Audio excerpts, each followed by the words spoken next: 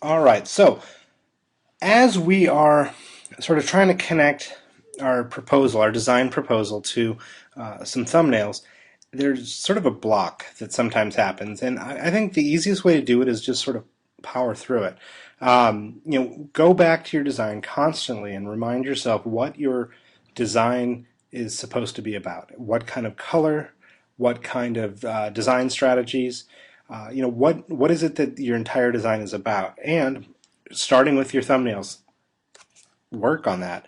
If you're like in this case, I sort of set this up so I could work with some contrast because we talked about contrast a little while ago, and using value contrast, using shape contrast, using element contrast like lines and shapes, light and dark, organic versus geometric. Like there's a lot of different things going on. I think that you can contrast that for me work pretty well. So I figured I would just make a whole bunch of shapes and just sort of randomly throw them together and see what we can get. Now, my little lines, I love these things, so I always grab some of those, made some sort of random geometric shapes, and then here is a box that I have set up so that I can build my thumbnails on there. I have another one over here for later, but let's actually get rid of that one. No, let's just zoom in.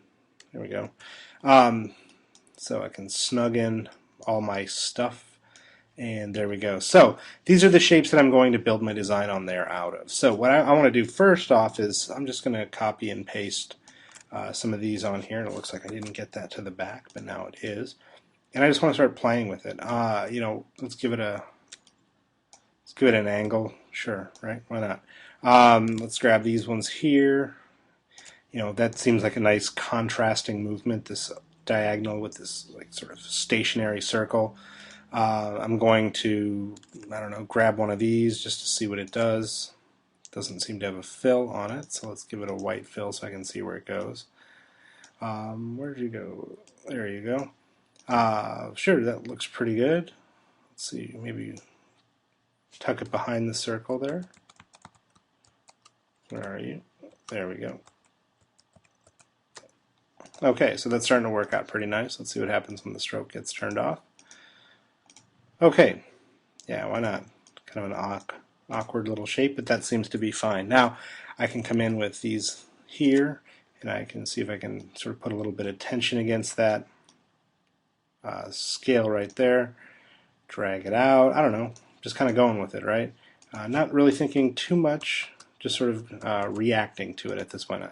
Thinking is important, of course, but sometimes it's overrated in the design process. So, at this point, I'm just responding to the design sort of on a guttural level, and I'm trying to just come up with some. My sliders are over here, in case you're wondering where I'm doing this. Trying to come up with some designs to look at. Okay, so that's starting to come along pretty nicely. I can expand that out if I want. And there we go. So that's starting to happen. I can grab this one here.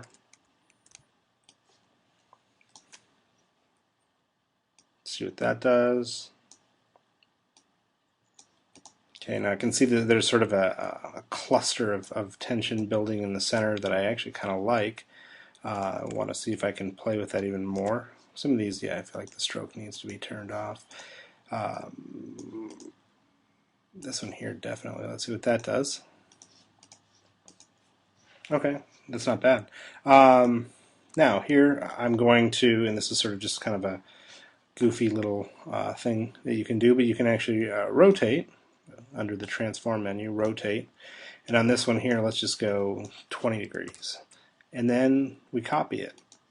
And then you can do, I don't know, I kind of like doing these. And then from there, I'm going to turn the fill off. Because I have this nice little star made up of those shapes.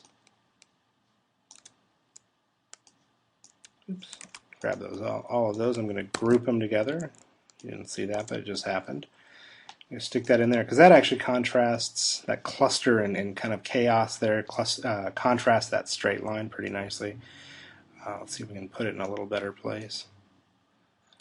Maybe. It's kind of interesting the way that rectangle there works. Okay, so as I'm, sort of making these fine-tuning adjustments, uh, just trying to figure out what the best way to make this design is going to be.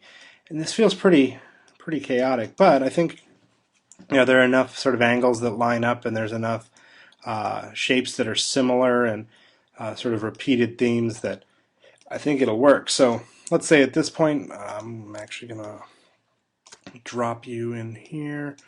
I want to put something really dark back there, and I actually want that background rectangle now to be really dark. I think that could be pretty nice, and then maybe lighten this one up. Okay, so that's about done. Feels good, right? Maybe not. Maybe? I don't know.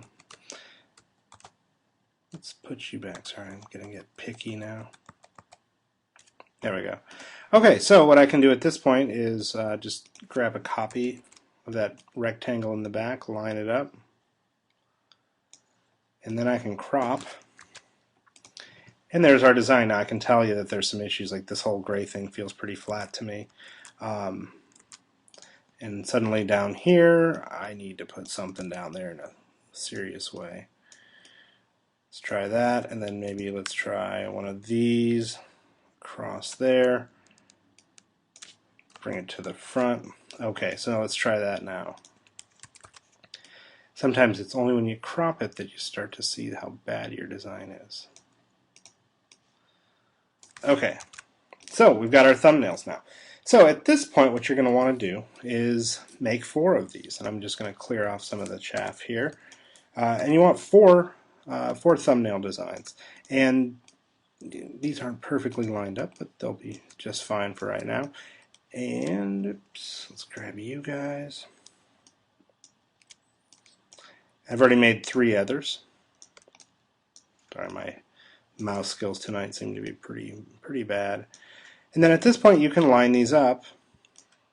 Make sure that they're all lined up the way you want them to be, and give us a little bit of a little border around it so that we've got some good presentation and that they aren't too close to each other. You don't want them bumping into each other, right? But then that would be your 4 thumbnails, and you'll notice there isn't a huge amount of detail, but it does. If my proposal in this case was to use design as well as color contrast, you can see, I think, very easily that there is design contrast as well as color contrast. So this would be sort of a more sort of intense exploration of the last design project from a couple of weeks ago. So anyway, that would be how we do our thumbnails.